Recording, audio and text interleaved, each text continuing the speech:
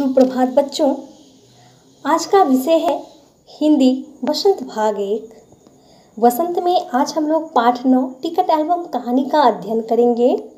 इस कहानी के लेखक हैं सुंदराराम स्वामी। सुंदराराम स्वामी का नाम दक्षिण भारत के हिंदी लेखकों में अति प्रमुख है। इन्होंने बहुत सी कहानियों तथा लेखों का हिंदी अनुवाद किया है। टिकट एल्बम तमिल भाषा में सुमित अय्यर द्वारा लिखी गई थी और इस कहानी का हिंदी अनुवाद सुंदराराम स्वामी ने किया है और इसी कहानी का आज हम लोग अध्ययन करेंगे। आए शब्दार्थ की ओर। शब्दार्थ है वाकई, वास्तव में, जमघट, भीड़, टीपना, नकल करना, कोरस, एक साथ, मशहूर, प्रसिद्ध, शाकल, कुंडी, देगची, पतीली, यकीन, विश्वास। हम आए सारांश। पाठ का सारांश है टिकट एल्बम सुंदराराम स्वामी द्वारा रचित श्रेष्ठ कहानी है। लेखक ने इस कहानी में बच्चों के मन में एक दूसरे के प्रति उठे ईर्ष्या तथा पश्चाताप के भाव को बहुत अच्छे ढंग से चित्रित किया है। नागराजन के मामा ने सिंगापुर से उसके लिए एक एल्बम भेजा था जिसे नागराजन सभी बच्चों को स्कूल लगने से पहले और स्कूल के बाद दिखाता था। सभी लड़के और लड़कियां नागराजन को घेरे रहते थे।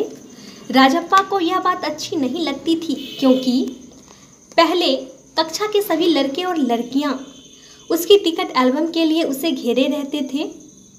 उसने अपनी एल्बम में लगाने के लिए टिकटें बहुत मेहनत से इकट्ठा की थी। उसे एक धुन सवार रहती थी। वह टिकटों के लिए स्कूल से आने के बाद इधर उधर घूमता रहता था।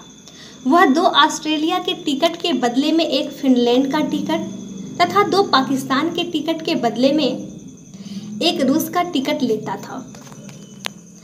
राजप्पा का एल्बम स्कूल में सबसे बड़ा था। एक बार सरपंच के लड़के ने उसका एल्बम 25 रुपये में खरीदना चाहा था। उसने मना कर दिया था, पर अब नागराजन के सिंगापुर के एल्बम के आगे कोई भी उसका एल्बम नहीं देखना चाहता था। राजप्पा को भी लगता था कि नागराजन का एल्बम उसके एल्बम से अच्छा है, लेकिन उसने नागराजन का एल्बम को कभी देखने की इच्छा प्रकट नहीं की।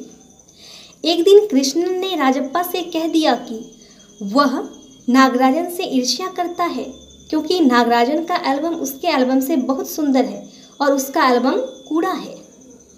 राजप्पा को यह बात बुरी लगी। वह सोचता है कि उसने तो एल्बम के टिकट बहुत मेहनत से इकट्ठे किए हैं। नागराजन के पास तो उसके मामा द्वारा भेजा गया एल्बम है, उसमें उसने क्या मेहनत की है। उसे स्कूल जाना अखरने लगा था। वह घर में ही घुसा रहता था। वह पहले की तरह टिकटों के लिए इधर उधर नहीं जाता था। अब उसे अपने एल्बम से भी चिढ़ होने लगी थी। एक दिन राजप्पा ने निश्चय किया कि वह पहले फालतू टिकटों के बदले में नागराजन से अच्छे अच्छे टिकट हथिया लेगा। राजप्पा नागराजन के घर गया। उस समय नागराजन अपने मित्र के साथ शहर गया हुआ था। राजप्पा सीधे उसके कमरे में चला गया। उस समय कमरे में कोई नहीं था। उसके मन में पाप आ गया। उसने नागराजन का एल्बम चुराकर अपने घर ले आया। नागराजन का एल्बम चोरी करने के कारण वह बुरी तरह डर गया था। उस दिन वह अपने कमरे से बाहर नहीं निकला। रात के समय अप्पू आया। उसने आकर उसे बताया कि नागराजन का एल्बम चोरी हो गया है। नागराजन के पिताजी चोरी की रिपोर्ट शायद पुलिस को कर देंगे। नागराजन की बहन कामाक्षी ने उन्हें बताया था कि राजप्पा नागराजन के कमरे में आया था। यह सुनकर राजप्पा और भी डर गया। अगले दिन उसने नागराजन का एल्बम निकालकर जलती अंगीठी में डाल दिया। एल्बम को जलता देखकर वह रोने लगा। थोड़ी देर बाद नागराजन उसके पास आया। नागराजन को देखकर लगता था कि जैसे वह बहुत रोकर आया हो। राजप्पा को देखते ही वह फिर रोने लगा। राजप्पा नागराजन को चुप कराने लगा और उसने अपना एल्बम निकालकर नागराजन को दे दिया। नागराजन को विश्वास नहीं हुआ कि राजप्पा अपनी मेहनत से इकट्ठे किए हुए टिकटों का एल्बम उसे दे रहा है।